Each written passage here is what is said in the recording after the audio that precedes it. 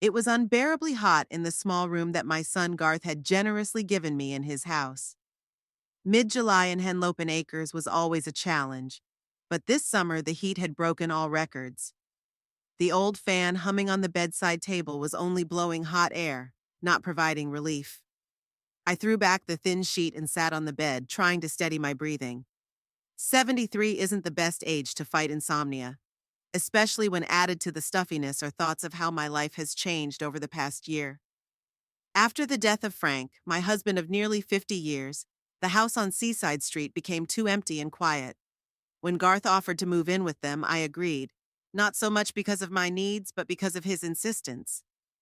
"Mom, you can't live alone at your age," he repeated, not noticing the irony in my gaze. My age. I'd spent 35 years as chief accountant for McDowell's construction company, and even now, 8 years after retirement, former colleagues called to consult on complex issues. I could calculate tax deductions and plan a budget for a major project with my eyes closed, but to Garth, and especially to Paige, I was just an old woman to be patronized and tolerated. I fumbled for my slippers under the bed and threw on a light robe. The clock on the wall showed 2:30 in the morning. Maybe a glass of cold water would help me sleep. As I stepped out into the hallway, I instinctively slowed my steps, trying not to squeak the floorboards. Years of living with a chronically sleep-deprived husband had taught me to move almost silently. Suddenly, I saw a streak of light from under the kitchen door and heard muffled voices. "She'll never agree, Garth. You know your mother." It was Paige's voice, harsh even as she tried to speak softly. "The house belongs to her, and I can't just—" Garth began, but Paige interrupted him. "We have to get rid of the old woman and sell her house before she finds out about the development plans." I froze, feeling the blood drain from my face. Old lady. That's what Paige had called me behind my back. "If Eunice finds out her shack is worth a fortune now, she'll never sell it," Paige continued. I pressed myself against the wall, afraid my legs wouldn't hold me up. A hovel? My house on Primorskaya, where Frank and I had lived our whole lives, raised our son, planted a garden of roses that still bloomed every summer. "I'm not sure it's right." Garth's voice sounded unsure, and I realized he was hesitating, but not out of moral concern. My son was just afraid of the consequences. "Right?" Paige sounded mocking. "Is it right that we're up to our eyeballs in debt while her house sits empty? Right that Quentin can't go to a good college because we don't have the money? Is it right that you can't get a promotion for 10 years and I'm torn between 3 jobs? 3 jobs." I held back a bitter laugh. Paige's only job was as a realtor, and she'd had no more than 5 clients in the last 2 years. But she was good at complaining about her lot in life. "Okay," Garth said after a pause. "But how? She won't sign the sale papers." "She already did." Paige sounded smug. "Remember when she had pneumonia in the winter and we took her to the doctor? I had her sign a power of attorney, supposedly for health insurance. She didn't even read it. I covered my mouth with my hand so I wouldn't make a sound. Indeed, I'd been sick with severe pneumonia in February, and Paige had been unusually caring, driving me to the doctor, giving me medication. Now I understood the reason for this sudden kindness. "And that's, legal?" Garth asked. "Absolutely," Paige said confidently. "I've got a notary public who's certified everything retroactively. The power of attorney gives me the right to dispose of her property. And given her age and recent illness, no one would be surprised if she decided to move into a nursing home." I felt my hands begin to tremble, not from fear but from rage. Nursing home. My son and his wife planned to put me in a nursing home, sell my house, and embezzle the money. "And if she refuses?" Garth's voice sounded worried. "There are ways to convince an elderly person that they need constant care." Paige's tone turned businesslike. "A few accidental falls, a couple of forgotten medications, lost items. You'll start to notice that she's becoming distracted, forgetful. And of course, you'll be very concerned." "That sounds—" Garth stammered. "Practical," Paige finished for him. "I already have a buyer, that investor from New York, Bruckheimer. He's offering $2 million for the lot without even looking at the house. He says he's going to tear it down and build a new one anyway. $2 million. I felt the room around me start to spin. My house that Frank and I had bought for $48,000 in the '70s was now worth $2 million. What's going on at Henlopen Acres?" "What about, Frank's remains? Garth asked quietly, and it was the only moment in the conversation when I heard real concern in his voice. My heart clenched. Frank's ashes, according to his wishes, had been scattered in the rose garden behind the house he'd broken up himself. Garth knew that. Jesus, Garth, it's just ashes in the ground, Paige threw in irritably. No one's going to check the garden before demolishing the house. You can put a handful of earth in the urn and pretend it's your precious daddy if it makes you feel better. I leaned against the wall, feeling something inside me snap. Not from the pain of betrayal, from the final realization of what my son had become, a man willing to sell his father's grave for money. When? Garth asked after a long pause. Bruckheimer is in a hurry. Amber Technologies will officially announce their campus in 2 weeks, and then prices will skyrocket even higher. But the deal has to go through before the announcement, or Eunice will definitely get suspicious. So here's the deal. The tech giant is building a campus near my house, and the price of land has skyrocketed. And Paige, as a realtor, found out about it before anyone else. I've already found a nice place in Sunny Acres, Paige continued. It's inexpensive, but it's well maintained. Part of the money will go toward her monthly payments, and the rest, well, Quentin needs a car for college, and we're long overdue for some repairs. And Tallulah? She's tied to her grandmother, Garth said uncertainly.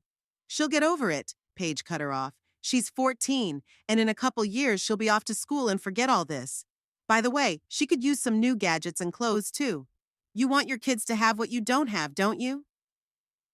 I heard the sound of a chair being pushed back and quietly retreated to my room. My heart was pounding, but my mind remained clear. Once inside my room, I quietly closed the door and sank down on my bed. My first impulse was to go to the kitchen and say everything I thought about them. But years of working with numbers and contracts had taught me cold calculation. An emotional outburst would only give them an advantage. They'd explain my reaction as age-related paranoia, maybe even use it as proof of my inability to make decisions for myself. No, we need to do things differently. More cunning, more calculated. I quietly opened the drawer of my bedside table and pulled out the small notebook I always carried with me. It was an accountant's habit to jot down important thoughts and numbers. In the dim light of the nightlight, I began to formulate a plan. First, I needed to find out if the power of attorney Paige had mentioned really existed and was legally enforceable. If it was, I needed to revoke it immediately.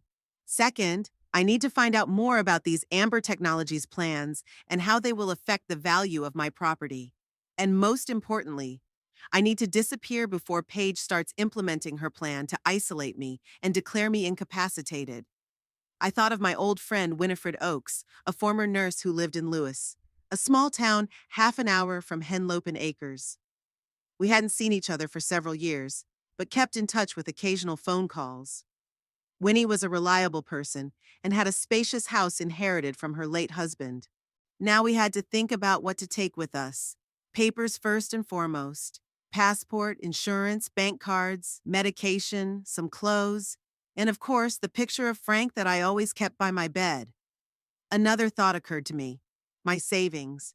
Upon retirement, I had a decent severance package, most of which I invested with the help of my former coworker Morton Fisk, who had become a financial advisor. Neither Garth, much less Paige, knew the exact amount of my savings. I'd always been careful about finances and never discussed money with my family. I glanced at my watch. It was almost 3 in the morning. Too late for phone calls, but I could start packing.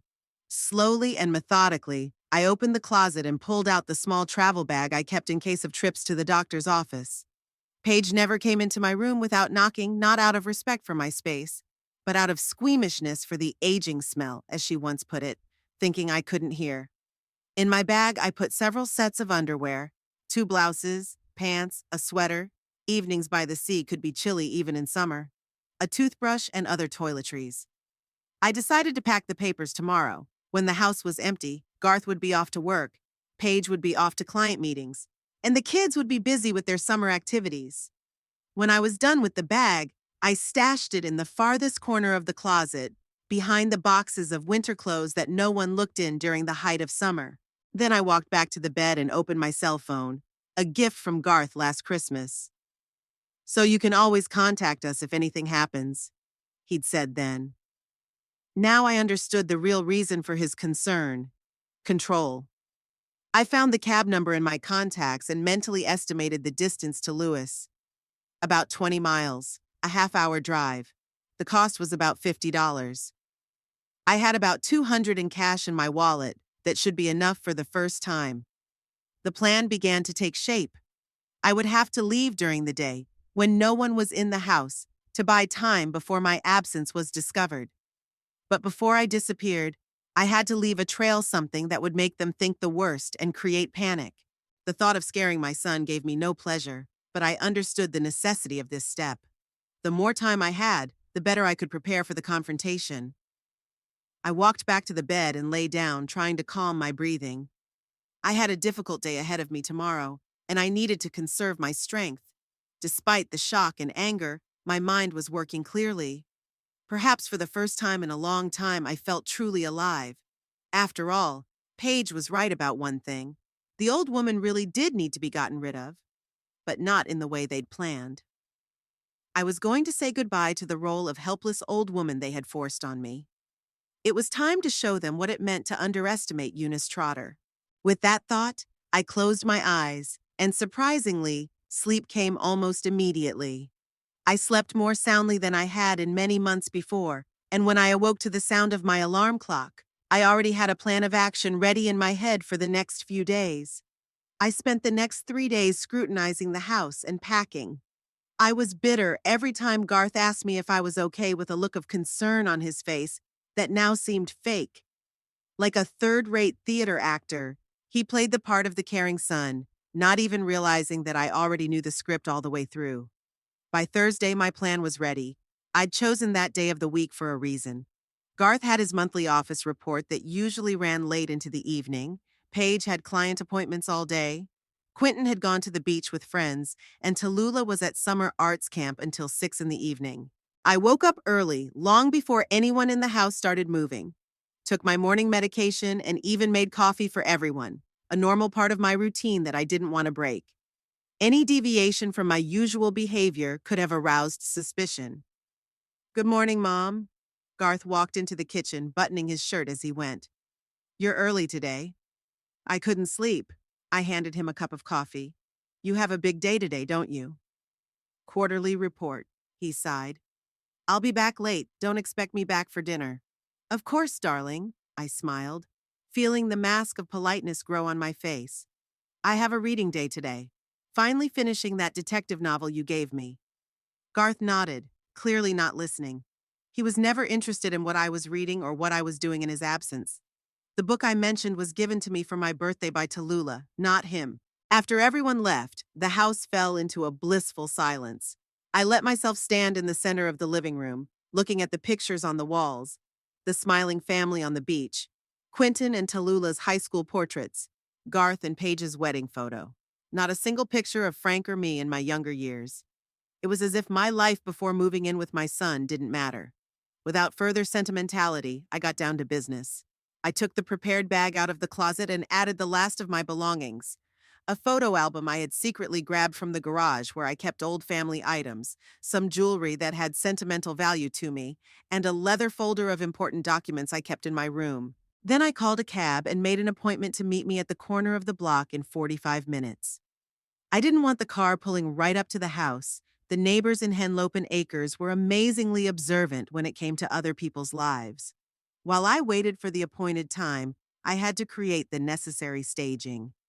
I returned to my room and looked around with a critical eye. Normally, I kept things in perfect order, a habit developed from years of living with Frank, who was almost painfully neat. Now, however, I needed to give the impression of confusion, of desperation. I pulled clothes out of drawers and scattered them across the room. I knocked over a chair. I took empty medicine bottles out of the medicine cabinet and scattered them on the bedside table. Then sat down at the small desk and pulled out a piece of paper. The note was the key element of the whole plan. It had to be disturbing enough to cause panic, but it didn't have to point directly to suicide that could lead to an immediate search for the body and a call to the police, something I wanted to avoid in the early hours of my disappearance. After several options, I settled on the following text: "I heard everything. I know your plans. Don't look for me where you wanted to bury me alive. It is better to die free than to live as a prisoner. Farewell. I deliberately made the handwriting uneven, as if my hand was shaking when I wrote it. I placed the note on the bed, holding it against the sedative bottle, which was nearly empty. I'd been gradually dumping the pills down the toilet for the past 2 days, making it seem like I'd taken too many. Glancing at the clock, I realized it was time to leave. I took one last look around the room. The mess looked natural, not staged. I grabbed my bag, threw on a light coat despite the summer heat. It was always too cold in the cab from the air conditioning, and quietly walked out the back door. The garden behind Garth's house was small and unkept, with sun-bleached grass and stunted bushes. Paige always said gardening was a waste of time. I walked down the narrow path to the gate leading to the next street and out into the alley where no one could see me. It was about 300 yards to the corner where I had arranged to meet the cab. I walked slowly, but surely, feeling strangely light. For the first time in a long time, I was acting entirely of my own free will, without looking back at the expectations of others. The cab was already waiting for me, an old sedan with tattered upholstery and an elderly driver who got out to help me with my bag. "Where are we going, ma'am?" he asked as I settled into the back seat. "To Lewis, Maple Street, 23, I answered and added, "And I'd appreciate your restraint if anyone asks." The driver nodded understandingly, glancing in the rearview mirror. "Family matters?" "Something like that," I smiled weakly. "Don't worry, ma'am. I've been in this business 30 years. I've seen it all. I know how to keep my mouth shut." On the way to Lewis, I stared out the window at the passing scenery. Henlopen Acres had always been a beautiful town, but in recent years it had begun to change. There were more and more new houses, glass boxes with a pretense of modernity, replacing the old cozy buildings with history. Perhaps that was the reason for the sudden interest in my neighborhood. Another wave of gentrification. 40 minutes later, we pulled up to Winifred's house. It was a modest one-story building with a wide veranda and a well-tended garden. Winnie had always loved flowers. I paid the driver with a generous tip and headed for the front door. Winifred opened the door at the first bell, as if she'd been waiting on the doorstep. In her 75, she looked remarkably vivacious, tall, straight, with short gray hair and penetrating blue eyes. "Eunice," she hugged me tightly. "Come in quickly, I've already made tea." We went into the living room, a cozy room with soft furniture and bookshelves along the walls. There was a teapot and 2 cups on the coffee table. "I take it this isn't just a friendly visit," Winnie said as we settled into our chairs. "You sounded worried on the phone. Last night, when everyone was asleep, I called Winifred and briefly explained the situation without going into details. Now it's time to tell everything. My son and his wife are planning to sell my house without my consent and put me in a nursing home," I said calmly, though I was still seething with anger inside. Paige had somehow gotten power of attorney over my estate. Winnie frowned. "That's illegal if you didn't authorize it. Apparently I signed something without reading it when I was sick over the winter. Stupid of me, but I trusted them." I shook my head. "Now they think they can just get rid of me and cash in on my house, which is suddenly worth a fortune because of some development plans. Amber Technologies," Winnie nodded. "It's all the talk of the town. They're building a huge campus between Henlopen Acres and Lewis. Real estate prices have skyrocketed." "So you knew?" I was surprised. "Of course I did. It's not such a secret, at least not in recent weeks." "I'm surprised you hadn't heard." I grinned bitterly. Garth and Paige carefully filter the information that reaches me. No local news, only national channels. I've even stopped getting newspapers supposedly to save money. Winnie shook her head. "So what do you plan to do?" "First, I need to legally revoke this power of attorney. Second, gather evidence of their machinations. And third, find out how valuable my house has really become. For the first, you'll need a good lawyer." Winnie rubbed her chin thoughtfully. "I have a friend who specializes in elderly cases. He's a very principled man." "That would be great." I squeezed her hand gratefully. "And as for proof..." Winnie suddenly brightened. "My nephew Daryl might be able to help. He's a private investigator in Wilmington, but he's visiting me right now." I raised my eyebrows in surprise. "A detective? That sounds like a novel. Oh, Daryl's very good, Winnie said proudly. Ex-cop, went into private business 5 years ago, specializes in family cases, unfaithful spouses, missing relatives, inheritance fraud. I think he'd be interested in your case. I'm not sure I can afford a private investigator. I frowned, mentally calculating my finances. Nonsense, Winnie dismissed me. You know Daryl is my sister Eleanor's son. Remember how you helped her with her tax audit 10 years ago? He still remembers you saving the family business. I'm sure he'd be happy to help.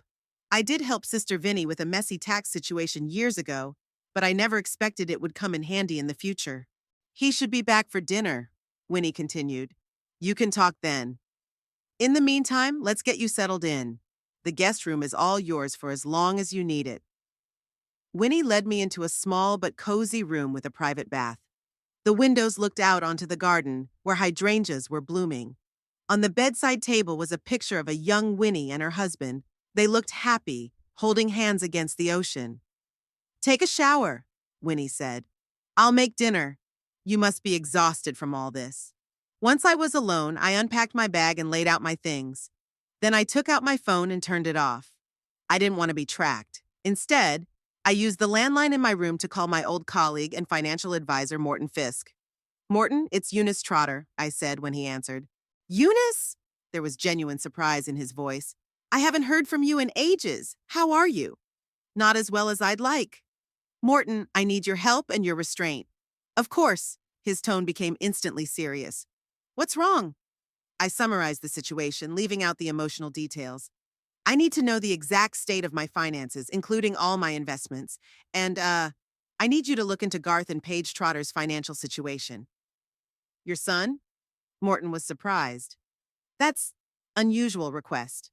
I know it is, but I have reason to believe they're in serious financial trouble and it directly affects my safety. Morton was silent for a moment. All right, I'll see what I can find out. About your investments, they're stable. The portfolio we put together 5 years ago is showing good growth. You now have about $380,000 in various assets, plus a retirement account. I was relieved. At least I wasn't financially dependent on my son. Thank you, Morton. One more question. Have you heard anything about Amber Technologies? You bet I have, he exclaimed. Their stock soared 20% in the last month after they announced a new campus in Delaware. They're putting billions into this project. Where exactly is your house in Henlopen Acres? I gave you the address. Damn it, Eunice, Morton whistled. You're sitting on a gold mine. This neighborhood is the hottest real estate market right now. If you want to sell, I could... No, I firmly interrupted him. I'm not going to sell, at least not now and not under duress. I just need to know the real value. I see, Morton said. Give me a day or two, and I'll gather all the information and get back to you. And don't worry, I'll be totally discreet. After talking to Morton, I felt more confident. At least I had a livelihood and the ability to hire legal help. For dinner, Vinny's nephew, Daryl Hall, returned. He was a stout man of about 45, with a short haircut and attentive brown eyes. He listened to my story without interruption, only occasionally making notes in a small notebook. So you want to prove that your sister-in-law obtained the power of attorney fraudulently and plans to illegally dispose of your property? He clarified when I was finished. That's right, I nodded. I have no proof, only an overheard conversation. That's not enough for a trial, Daryl said thoughtfully. But we can gather more. I'll need to follow your sister-in-law, record her conversations with the potential buyer, maybe even that notary who notarized the deeds. How long will that take? I asked. A few days, maybe a week, Daryl answered. Depends on how active she is. In the meantime, you'd better stay here and not contact your family. What if they go to the police? I was worried. I'd left a pretty disturbing note. It could complicate matters, Daryl admitted. If they report you missing, the police will start looking for you. But we can use that to our advantage. When the investigation starts, all their actions will be under more scrutiny. It'll be harder for them to make a deal on your house while you're missing. Besides, Winnie added, if the police come here, we'll just tell the truth. That you're visiting an old friend. You're an adult, and you have every right to leave your son's house without explanation. I nodded. though I was still inwardly hesitant. The thought of worrying about Garth was hurting me despite his betrayal. After all, he was still my son. The next morning, Daryl left for Henlopen Acres to begin surveillance on Garth and Paige's house. I spent the afternoon talking to the lawyer Winnie had recommended, Leonard Finch, an elderly gentleman with a gray beard and a sharp mind. If you didn't expressly consent to your daughter-in-law handling your estate, a power of attorney can be invalidated, he explained after I'd outlined the situation. Especially if there is evidence of fraud. We can apply for a temporary suspension of the power of attorney until the circumstances are clarified. What about the fact that I disappeared, leaving a disturbing note? I asked. Couldn't they use that against me to prove my mental instability? It's a two-way street, Mr. Finch said thoughtfully. On the one hand, they might try to paint you as emotionally unstable. On the other hand, if the investigation shows that you overheard their plans to put you in a nursing home against your will, that would speak in your favor. You acted out of fear to protect yourself. By late afternoon, Morton called with an update on Garth and Paige's financial situation. The situation is not good, Eunice, he said. They've got a mortgage on their house, 2 car loans, credit cards almost maxed out. And to make matters worse, Paige seems to have gotten involved in some dubious investment scheme. In the last year, nearly $80,000 has gone out of their joint account into a company that looks very suspicious. A pyramid scheme? I suggested. Quite possibly. Or some kind of real estate scam, which wouldn't be surprising given her profession. Either way, they were in a deep financial hole. That explained their desperation to get my house. They didn't just want to cash in on rising prices. They urgently needed money to get out of debt. When Daryl returned late that night, he brought news that confirmed my worst fears. They've gone to the police, he said, coming into the living room where Vinny and I were having tea. Reported you missing, possibly suicidal. Showed your note to the officers. I felt my heart clench.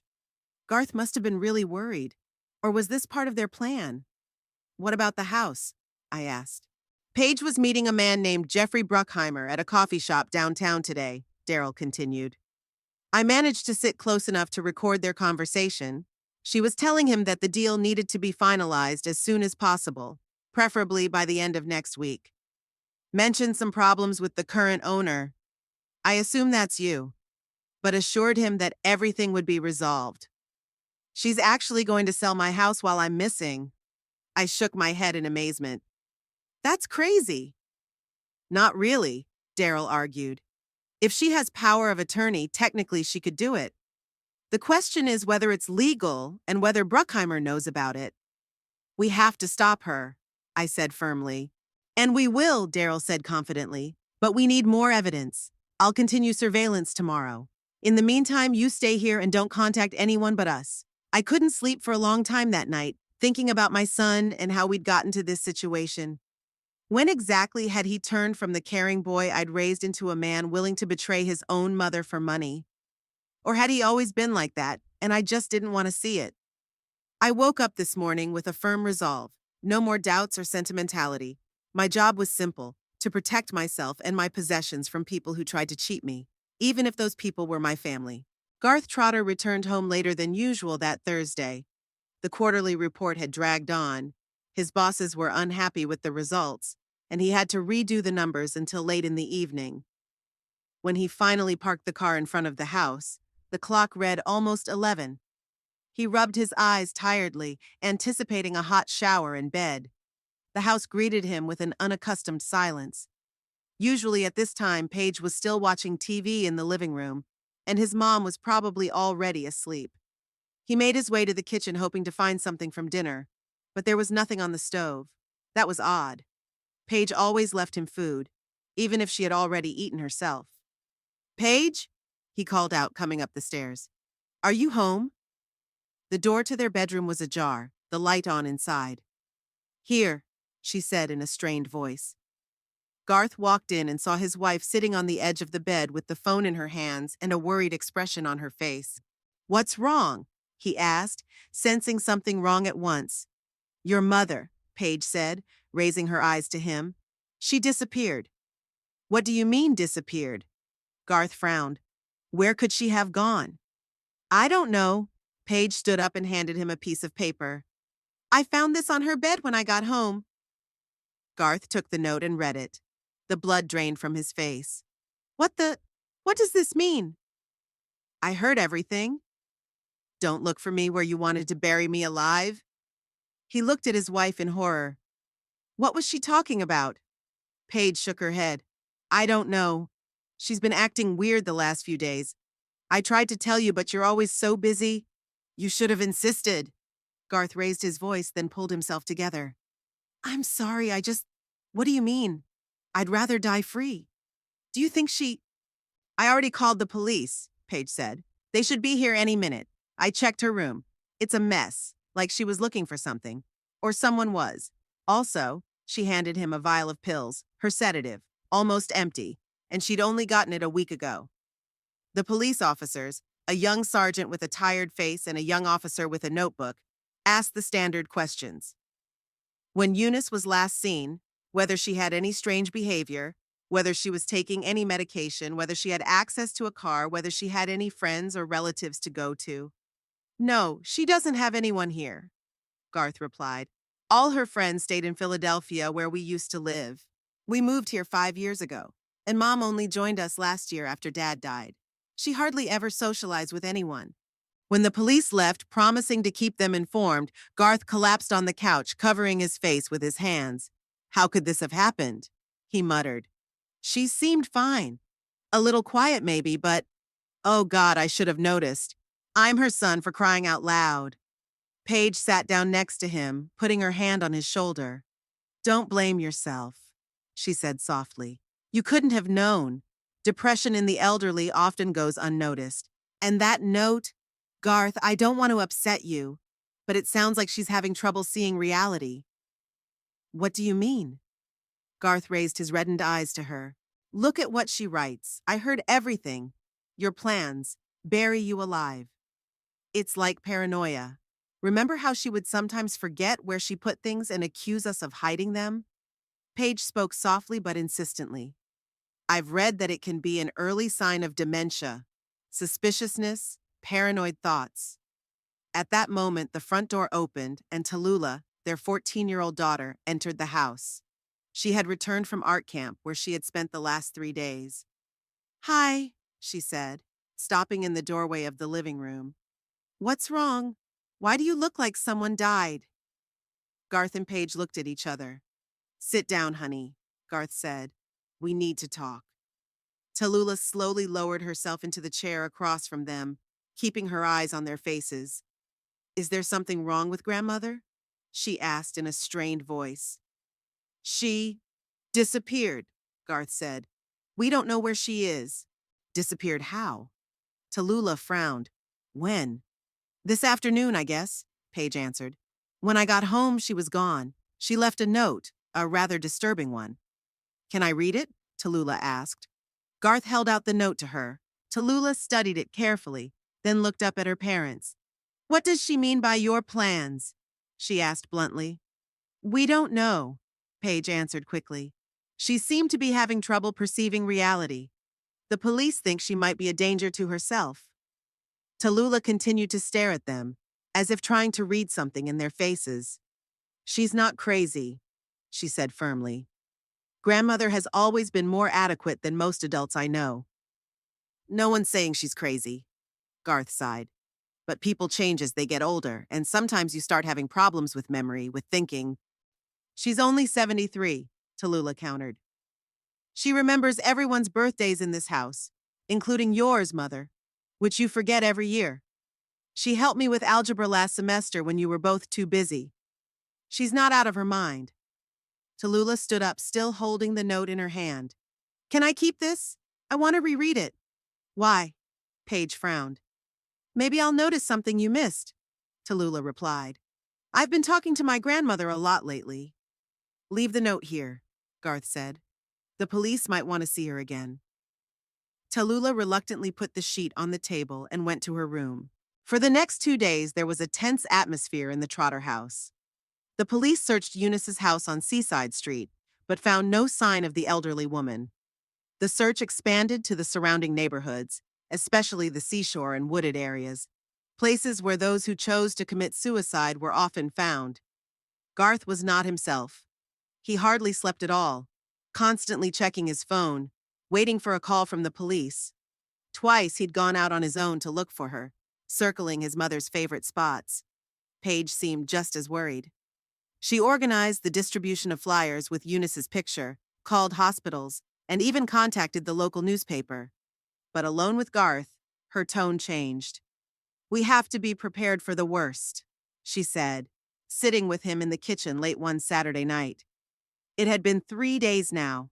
With her health, at her age, "Don't," Garth cut her off. "I don't want to think about it." "I understand." Paige covered his hand with hers.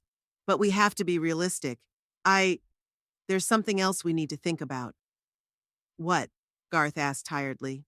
"Her house," Paige said carefully. "It's standing empty. If something happened to your mom, it would go to you as the sole heir." Garth stared at her. "Are you serious? My mother is missing, possibly dead, and you're thinking about her house?" "I'm thinking about us," Paige said firmly. "About our future, about the kids. We have debts, Garth, big debts. You know my investment didn't work out. We lost almost all of our savings. If your mother's house came into our possession, we could sell it and solve our financial problems once and for all." At that moment, Tallulah walked into the kitchen. She stopped in the doorway, shifting her gaze from one parent to the other. "What are you two talking about?" she asked. "Adult stuff," Paige answered quickly. "Why aren't you asleep? It's late." "I heard voices," Tallulah said. "Any news about Grandma?" "No," Garth sighed. "No news at all." Tallulah nodded and turned to leave, but then stopped. "Mom, did you say something about Grandma's house?" she asked without turning around. Paige threw a quick glance at Garth. "I just said that we need to keep an eye on it while Grandma is absent." "Ah." Tallulah was still standing with her back to them. "I just thought you were talking about selling." "You imagined it," Paige said sharply. "Go to bed. It's late." Tallulah left, but not to her room. She went quietly down the back stairs and slipped out into the yard. There, in the shade of an old oak tree, she pulled out her cell phone and opened a new message that had come from an unfamiliar address an hour ago. "Tallulah, if you get this message, call me at this number. Only when you are alone and can speak freely. It's really me, your grandmother. To make you believe. Remember that secret you told me on my birthday? About the boy in your art studio? I didn't tell anyone like I promised. Give me a call. Love you." Tallulah looked around and dialed the number listed. "Hello?" The voice was tentative. "Grandmother," Tallulah whispered. "Is that really you?" "Tallulah, dear." Eunice could hear the relief in her voice. "Yes, it's me. Are you alone? Can anyone hear our conversation?" "No, I'm in the garden," Tallulah replied. "Grandma, what's going on?" "Everyone's freaking out. The police are looking for you. Daddy hasn't slept for the third night." "I know, sweetheart, and I'm sorry you're going through this," Eunice said. "But I had no choice. I had to disappear." "But why?" Tallulah insisted. "Why? What happened?" "Tallulah, I have to ask you something, and I need an honest answer. Do you know anything about your parents' plans for me? Or my house?" Tallulah hesitated. "Yeah, just heard Mom talking to Dad about selling your house. She said they were in debt, and selling would solve their problems." "I see." Eunice's voice became harsher. "Tallulah, I can't tell you everything now. But your parents, especially your mother, were planning something that could seriously hurt me. I found out about it by accident and decided to protect myself." "Harm you?" Tallulah frowned. "How?" "I overheard them talking," Eunice said. "Your mother wanted to put me in a nursing home against my will, sell my house and take the money. She somehow got power of attorney to administer my estate by forging my signature. That's," Tallulah stammered. "That sounds like something out of a bad movie, Grandma." "I know," Eunice sighed. "Believe me, I was just as shocked, but it's true. So I faked my disappearance to buy time and gather evidence." "What am I supposed to do?" Tallulah sounded desperate. "Dad's really worried about you." "I know, and I'm sorry he's suffering. But he let your mother manipulate him, and I can't risk it. The only thing I ask of you now is to keep our conversation private and let me know if you learn anything important about your parents' plans, especially regarding my house. After the conversation, Tallulah went back to her room and wrote down the contents of her conversation with her grandmother in her notebook. It took her a long time to fall asleep, wondering what she should do next. Meanwhile, at Winifred Oak's house, Eunice hung up the phone and turned to Darrell Hall, who was sitting next to her, listening to the conversation over the speakerphone. Can she be trusted? She asked him. I think so. Darrell nodded. She's a smart girl and she's clearly attached to you, but you were right not to tell her too much. She won't talk, Eunice said firmly. Tallulah was always the most responsible one in that family. Darrell smiled. Anyway, we're making progress. I recorded Paige's conversation today with this Bruckheimer guy. They were meeting in his office downtown. He pulled out a small tape recorder and pressed the play button. Paige's voice came out. I understand your concern, Mr. Bruckheimer, but I assure you that the power of attorney is perfectly legal. I can produce all the necessary documents. That's not the point, Mrs. Trotter, the male voice replied. I'm concerned about timing. You come in with an offer to sell at the very moment when the owner of the house disappears under suspicious circumstances. It might look problematic. It's just a coincidence, Paige insisted. In fact, my husband and I had been discussing the possibility of selling the house with his mother for quite some time. She just didn't have time to officially give her consent before. Well, it doesn't matter now. Legally, I'm within my rights to make the sale. And if she comes back? Bruckheimer asked. Paige was silent for a second. The police think that's unlikely, given the circumstances of her disappearance. But even if she does, the power of attorney is still valid. It can't be revoked without my consent until it expires or until Mrs. Trotter is declared incompetent by the court, which, given her age and recent behavior, is quite possible. After 5 days of my voluntary disappearance, it was clear that it was time to move into action. I'd scared Garth and Paige enough already. Let them experience what it was like to live in uncertainty and fear.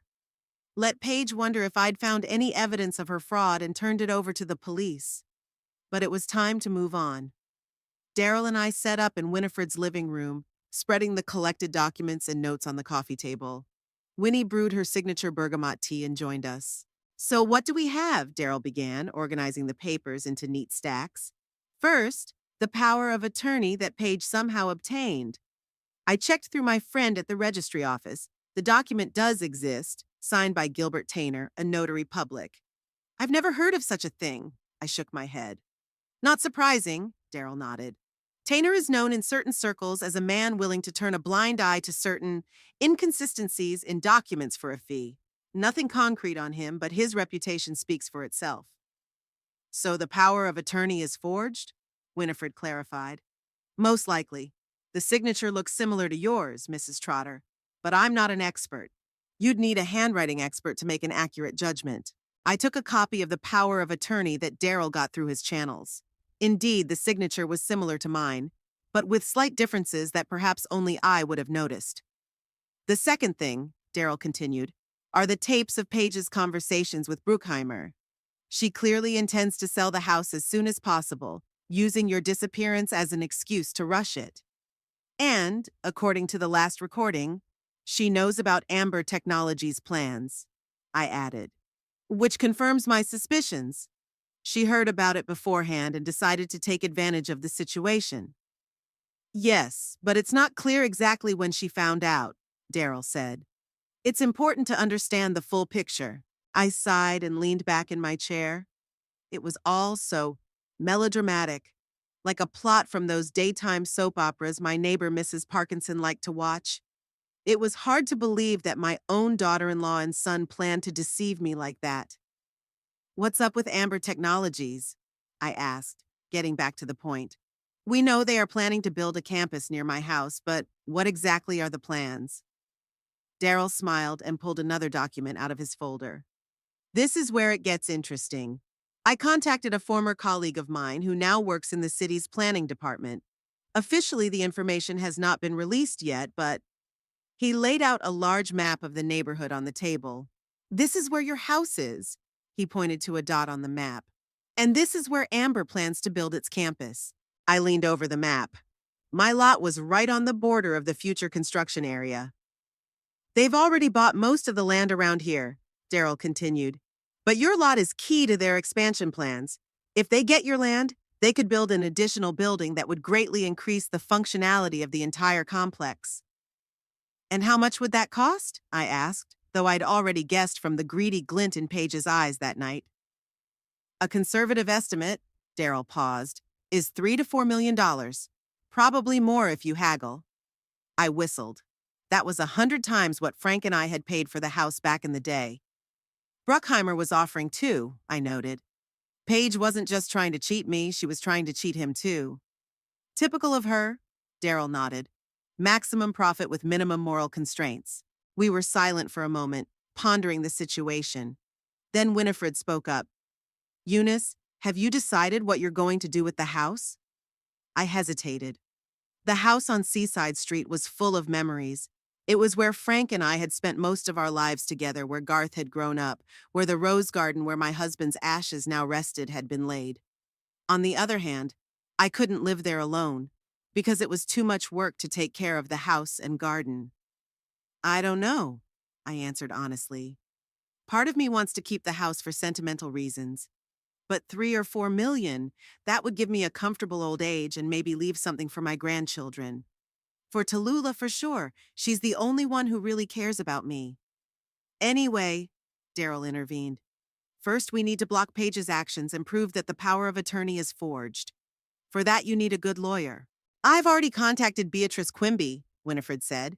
She specializes in just such cases: real estate, inheritance, fraudulent documents. She'll be here in an hour. Beatrice Quimby was a short, energetic woman in her 50s with a short haircut and shrewd eyes behind stylish glasses. She listened to my story, reviewed the documents and records Daryl had gathered, and got straight to the point. A power of attorney can and should be challenged, she said confidently. Even if the signature looks similar, you're saying you didn't sign the document. We'll need a handwriting expert, but that's not a problem. Besides, the mere fact that you disappeared immediately after learning of your sister-in-law's plans to use that power of attorney speaks in your favor. What about the fact that I faked my disappearance? I asked. Wouldn't that be used against me? It could be seen as a reasonable response to a threat, Beatrice replied.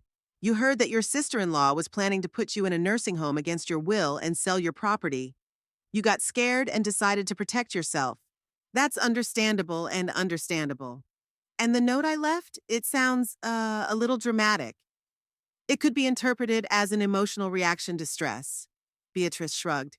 The main thing is that we can prove that you were of sound mind and acted rationally to protect your interests. I nodded. The plan was beginning to take shape. What should I do about Amber Technologies? I asked. Should I inform them of the situation? Beatrice thought for a moment. It could be strategically advantageous. If they find out they're dealing with a dishonest middleman, they may prefer to negotiate directly with you. But you have to be careful. If they've already invested in the deal through Bruckheimer, the situation could get complicated. I can arrange a meeting, Daryl suggested. I have a contact in their real estate development department. Unofficial, of course, but it might be a good starting point. Great, Beatrice nodded. In the meantime, I'll prepare an application to revoke the power of attorney. We'll need your personal presence in court, Mrs. Trotter, but we can postpone that until we've gathered all the evidence. After Beatrice left, Daryl, Winifred, and I discussed the next steps. It was decided that Daryl would try to arrange a meeting with the Amber Technologies representative in the coming days, while I would stay at Winifred's house for the time being. In the evening, Tallulah called. She spoke softly, clearly afraid of being overheard. Grandmother, there's something going on, she whispered. Mommy doesn't sleep much. She's on the phone all the time. Dad's walking around like a zombie. He's been put on vacation at work because he can't concentrate. And the cops came today with some printouts. Printouts? I was worried. Yeah, something to do with phone calls. They were talking to Mom and Dad in the kitchen, but I overheard them. They said the last calls made from your phone were not in the beach area where they were looking for you, but in the direction of Lewis. I froze. Surely the phone companies could trace where the calls were made from. I should have seen this coming. Mom told them it was a mistake, that you didn't know anyone in Lewis, but they seem to be going to expand the search in that direction. Thank you for the information, honey, I said. You're very observant. Grandma, Tallulah sounded worried. Will the police find you? Probably, I answered honestly. But that's okay. We'll have a plan by then. And then what? Will you go back home? I wondered. Where would I go? To my son's house where I'd been betrayed? To my old house, which will probably be sold soon? I don't know, sweetheart. But don't worry, I won't disappear from your life. I promise.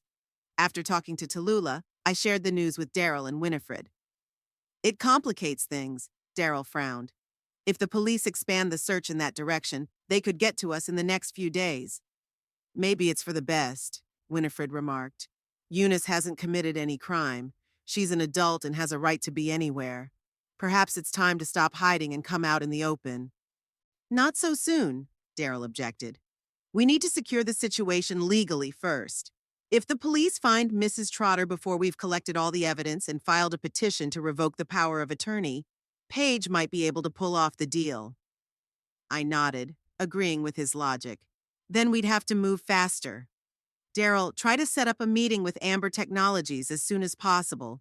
I want to know what they are planning and how valuable my plot is to them. The next morning, Daryl left for a meeting with his contact at Amber Technologies, and I stayed with Winifred, studying the paperwork Beatrice had left behind.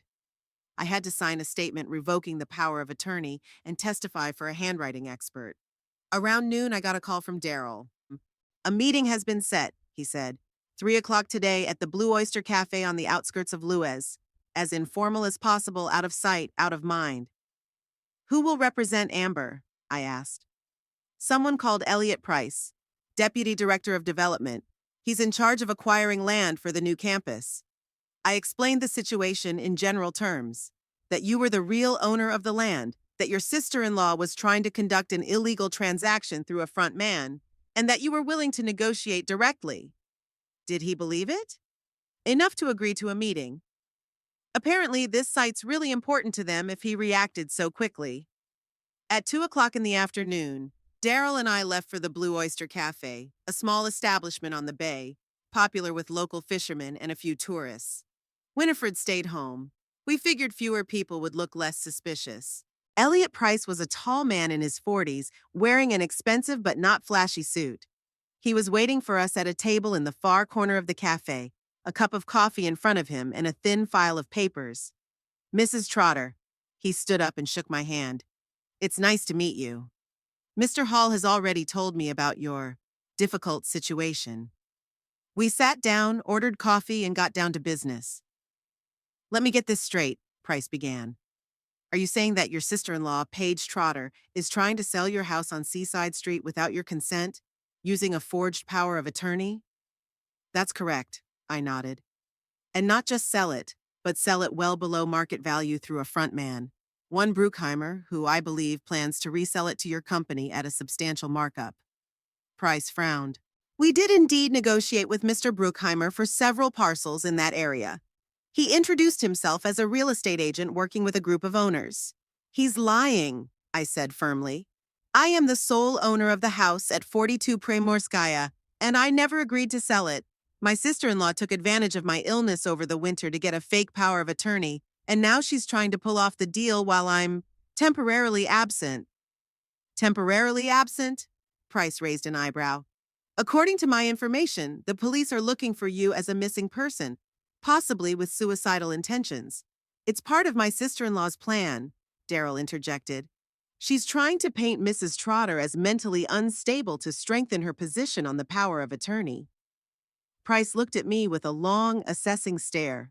Mrs. Trotter, do you understand that these are serious allegations and that your, disappearance could be perceived as strange behavior? I understand that perfectly well, Mr. Price, I answered, looking him straight in the eye. But when I overheard my own son and his wife planning to put me in a nursing home and sell my house, I didn't have much choice. I decided to disappear to buy time and gather evidence.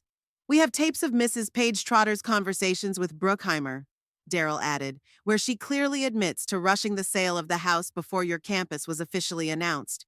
She knows about Amber Technologies' plans and is trying to cash in on that information. That piqued Price's interest. Can I hear those tapes? Here.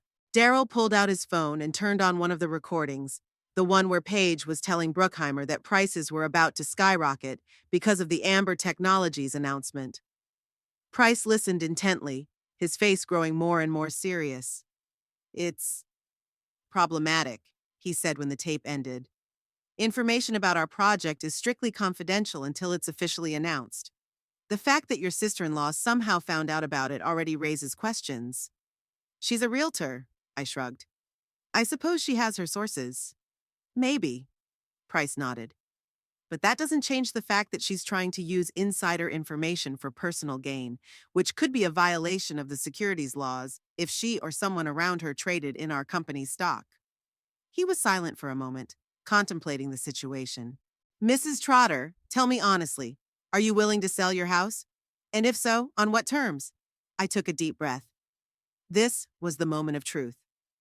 I'm willing to consider it, I said carefully, but only under certain conditions. First, the price must reflect the real market value, taking into account the plans of your company. Second, I want to retain the right to the rose garden behind the house, where my husband's ashes are scattered. And third, I want the transaction to be completely transparent and legal, with no involvement of my daughter-in-law or son. Price nodded, making notes in a small notebook. Those are reasonable terms. As for the price, you surely realize that your plot is of particular interest to us because of its location. We are prepared to offer. He paused. $3.5 million. That's well above market value, even with our plans. I tried to keep a cool expression on my face, even though my insides were turning upside down. $3.5 million. A sum that would completely change my life and Tallulah's future. It's an interesting offer, I said calmly. As for the rose garden, we can include a clause in the contract to keep that part of the property intact. Price nodded. In fact, our plans don't call for any development of that part of the site. It would be a green space between the campus and the residential area. What about the timeline? Darrell asked. Mrs. Trotter can't openly state her whereabouts yet because of legal difficulties with the power of attorney. We can prepare a preliminary letter of intent, suggested Price. That would give you time to work out the legal issues, and it would give us a guarantee that the property wouldn't be sold to someone else. We discussed a few more details, and at the end of the meeting, Price handed me his business card. I'll report our conversation to the management, he said. I think they'll be interested in a direct deal without intermediaries, especially considering the ambiguous situation with Mrs. Paige Trotter and Mr. Bruckheimer. As Darrell and I walked back to Winifred's house, I felt a strange mix of emotions, relief that things had moved forward, bitterness at my family's betrayal, and sudden excitement at the prospect of a new life opening up before me. What do you think? Darrell asked, giving me a quick glance. I think it's a good offer, I replied. Better than I could have hoped for. But before I sign anything, I need to deal with the power of attorney and my disappearance. Beatrice said that the application to revoke the power of attorney would be ready tomorrow, Darrell reminded me. As soon as it's filed, you can officially come forward. And what will I tell the police? My son? I stared out the window at the trees and houses floating by. I'm sorry. I just decided to disappear for a week because I overheard my son and his wife planning to put me in a nursing home?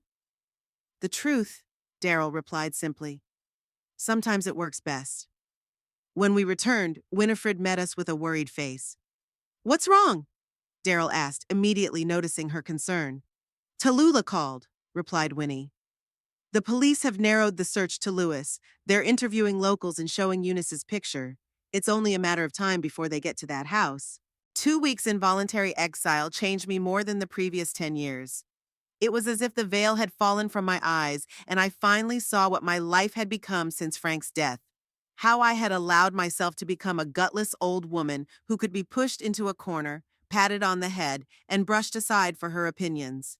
In the days since, Beatrice Quimby and I had filed a formal application to revoke the power of attorney, submitting a handwriting examination confirming that my signature had been forged. Darrell had completed his investigation, having gathered enough evidence of Paige's machinations. And I had 2 more meetings with Amber Technologies, resulting in a tentative agreement that exceeded my wildest expectations. Finally, the day came when I decided to return. Not as a beaten dog, but as a man ready to get justice. Are you sure you want to do it this way? Beatrice asked as we discussed a plan of action. We could solve everything through the court without personal confrontation. I'm absolutely sure, I replied. Paige deserves to be publicly exposed, and Garth needs to see who his wife really is. Thanks to Tallulah, who continued to be my eyes and ears at my son's house, I knew that Paige had scheduled a meeting with Bruckheimer at 4 o'clock this afternoon, right in their living room. Garth was to attend, though from what my granddaughter had told me, he was still depressed over my disappearance and reluctant to participate in any of the proceedings. At 3:30, I got out of Daryl's car, parked around the corner from my son's house. Daryl himself remained behind the wheel, ready to support me if necessary. Beatrice was standing next to me, holding a leather file folder. I was dressed simply but elegantly, in a dark blue suit I'd bought at a local store. My gray hair was neatly styled, and around my neck was a pearl necklace, a gift from Frank for our 30th anniversary. Ready? Beatrice asked. I took a deep breath. More than ready. We walked down the familiar street, and I could feel the neighbors furtively watching me from behind the curtains. The news of my disappearance had probably been the main topic of local gossip for the past 2 weeks. Before heading for the door, I sent a text to Tallulah. I'm here, be ready. Then determinedly walked up the steps and rang the doorbell. Tallulah opened, just as we had agreed. Her eyes widened with joy, even though she knew I was coming. Grandmother!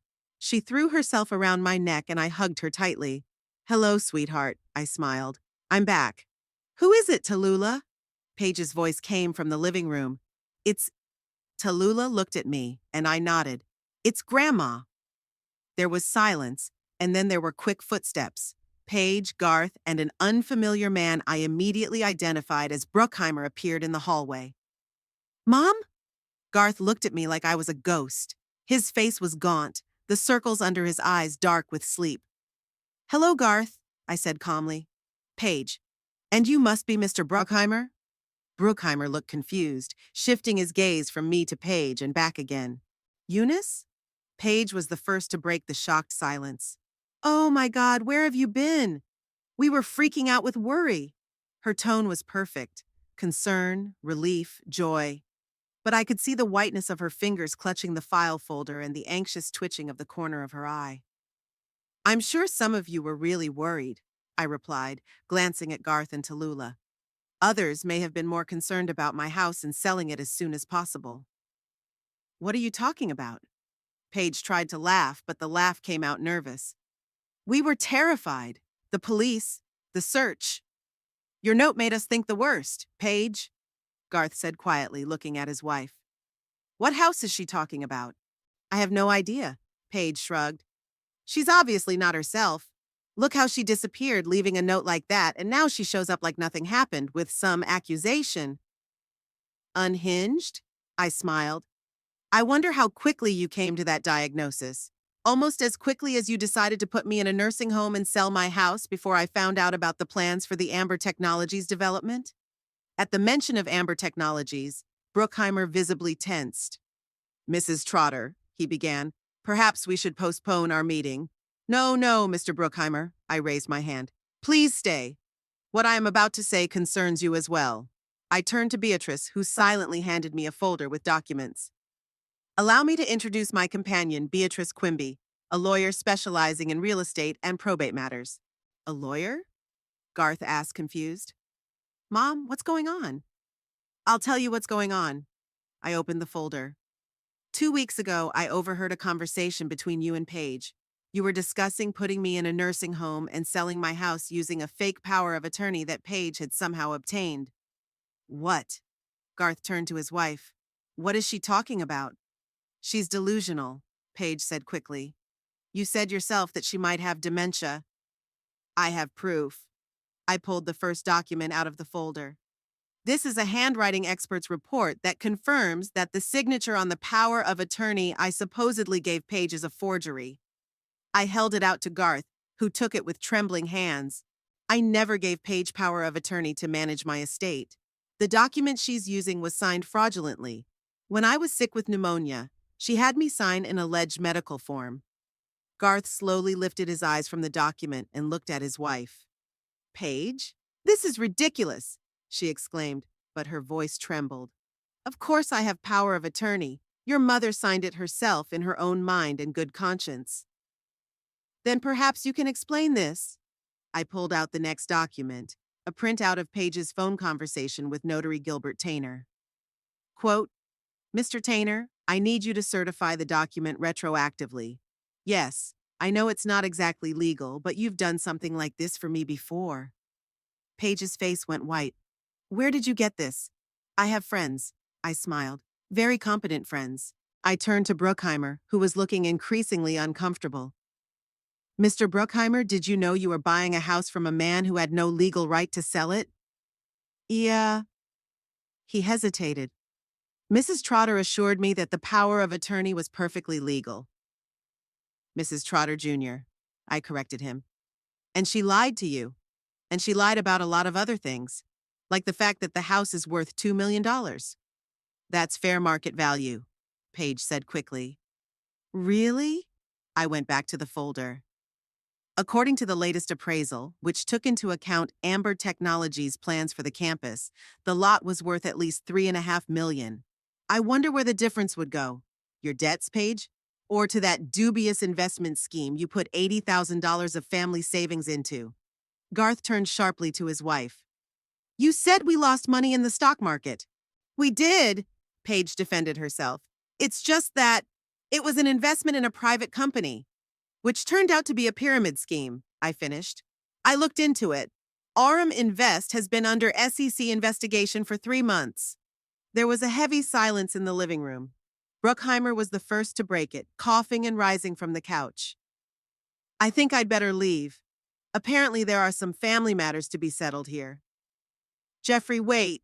Paige grabbed his arm. It's just a misunderstanding. We can explain everything. I'm afraid not, Mrs. Trotter, Bruckheimer replied coldly.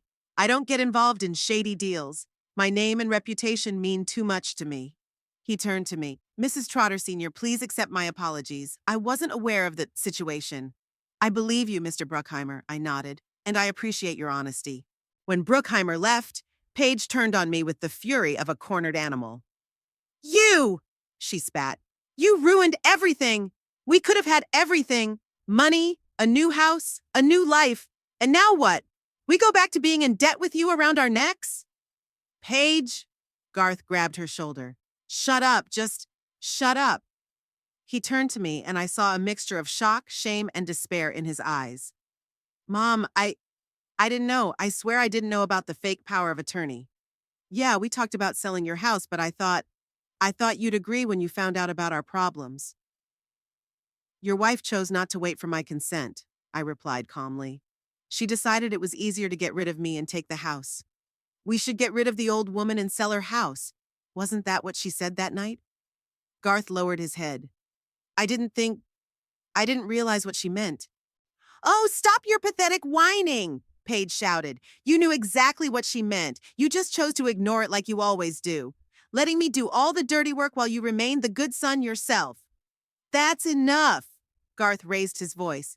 No more lies, Paige. I never agreed to fraud, to forging documents. Yes, I wanted Mom to sell the house to help us with our debts, but not like this. Not like that.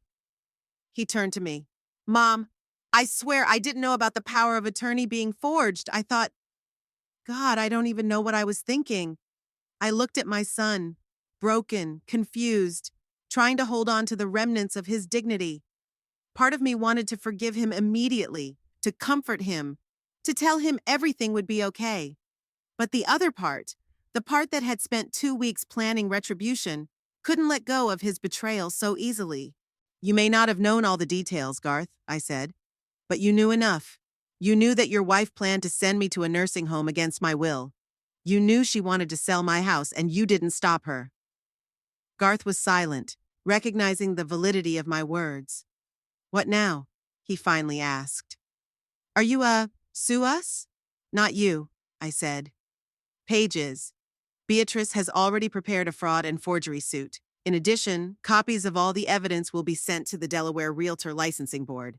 I guess Paige is about to become a former realtor. You can't do that, Paige screamed. This is my career. It's my life. And you were going to ruin mine, I replied coldly. Call it karma. I turned to Beatrice and nodded. She took another document out of her bag. As for the house on Primorskaya, I continued, I've already made a tentative agreement with Amber Technologies. They get part of the lot for their campus, and I get to keep the house and the rose garden. The deal is $3,700,000. $3 million, Paige choked. You got almost $4 million and you get to keep the house? That's right. I allowed myself a small smile. Turns out they didn't want the whole property, just the back of the lot for an addition. Now, I turned to Tallulah, who was silently watching the whole scene. I'd like to talk to my granddaughter alone. Tallulah, would you escort me to your room? Tallulah nodded and we walked up the stairs, leaving Garth and Paige in the living room. As soon as the door closed behind us, I hugged my granddaughter tightly. You were very brave, sweetheart. I'm so glad you're back, Grandma, Tallulah whispered. It's been hard. I know, I stroked her head. And I'm so sorry you had to go through that. I pulled away and looked into her eyes. Tallulah, I want to offer you something. I'm moving back to my house on Primorskaya, and I'd really like you to live with me. If you want to, of course. Tallulah's eyes widened. Really? What about Daddy and Mommy? You're old enough to have a say in where and with whom you want to live, I replied. Of course, that would have to be discussed with your father, but I don't see why he would object, especially now. And the school? Will I be able to stay in the same school? Of course. My house is only 3 miles away, in the same school district. Tallulah thought for a moment, then nodded decisively. I want to live with you, Grandma. Here. It's still going to be awful here after today. I know, sweetheart, I sighed. I'm sorry it had to be this way. We went downstairs where Garth was sitting on the couch with his arms around his head. Paige was nowhere to be seen. Where's Paige? I asked. She left, Garth answered muffled. Said she needed to think. He looked up at me, his eyes red with tears. Mom, I don't know what to say. Don't say anything, I said. At least not right now. We both need time. I turned to Beatrice, who was waiting patiently by the door. Beatrice, I'm ready to go. Then back to Garth. I'm taking Tallulah with me. She will live with me. What? Garth raised his head. But it's out of the question, I said firmly. At least not today. You can visit her whenever you want, but right now, she needs a stable home, and that's not going to happen here. Garth nodded silently, too exhausted to argue. Tallulah, gather the essentials, I said. We'll pick up the rest later. When Tallulah went upstairs, I looked at my son with a long look. Garth, I don't know if we can ever go back to the way things were. What happened? It's not something that can be easily forgotten or forgiven. I understand, he replied quietly. But you're still my son, I continued. And I will always love you, even if I can't trust you now. Maybe in time. Thank you, he whispered, for not closing the door completely. Half an hour later, Tallulah, Beatrice, and I were driving in Daryl's car to my house on Seaside Street.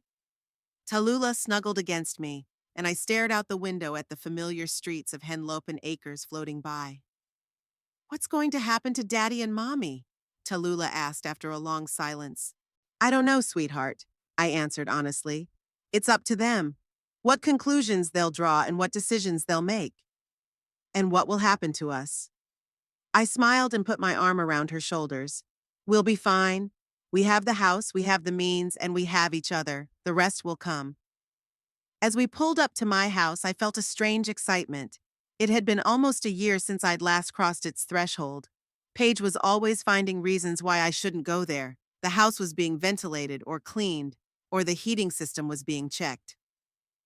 Daryl opened the front door and we stepped inside. To my surprise, the house was clean and cozy. No dust, no neglect. Winifred had taken care of everything while I prepared for my return. Welcome home, Beatrice said, shaking my hand in farewell. I will contact you tomorrow to discuss the next legal steps. When Beatrice and Daryl left, Tallulah and I walked through the house to the back porch. The day was drawing toward evening, and the bay glistened in the setting sun. The rose garden that Frank had planted years ago was in full bloom, as if to welcome me back. "It's beautiful here," Tallulah said, sitting down on the old wicker swing. "Yes," I agreed. "Your grandfather loved this view. We often sat here in the evenings, looking out over the water and dreaming of the trips we would take when we retired." "And did you travel?" "Not as much as I would have liked." I shook my head. "There were always reasons to put it off: work, home, worries. And then Frank got sick, and there was no way." Tallulah looked thoughtfully at the horizon. "And now? You can travel now, can't you? You've got money." I smiled. It sounded so simple and obvious coming from a 14-year-old. "Yes, I can travel now. And you know what? I think we could do it together. How about Paris over fall break?" Tallulah's eyes lit up. "Really? You're not kidding?" "Totally serious." I nodded. Life is too short to put dreams on hold. I've realized that in the last 2 weeks. Tallulah snuggled against me, and we sat in silence, watching the sun slowly sink into the bay, coloring the water shades of gold and purple. For the first time in a long time, I felt at peace. Not only because justice had been served, but because I finally realized that at 73, my life was not ending, but beginning anew. Perhaps not as I had imagined old age, surrounded by loving children and grandchildren, in a house full of laughter and warmth, but beautiful in its own way, with newfound freedom, with a chance to fulfill pent-up dreams, with a chance to build a relationship with Tallulah based on mutual respect and love. And who knows? Maybe one day Garth would find the strength to change, to realize his mistakes, and come back into my life not as a lost son, but as a mature man ready to take responsibility for his actions. In the meantime, I had my house, my rose garden in Frank's memory, my smart and sensitive granddaughter, and a whole world waiting for me to explore it. I pulled a small notebook out of my pocket, the same one I'd written my escape plan in 2 weeks ago. Now, on a blank page, I wrote, "Paris, October." And for the first time in a long time, I allowed myself a real smile.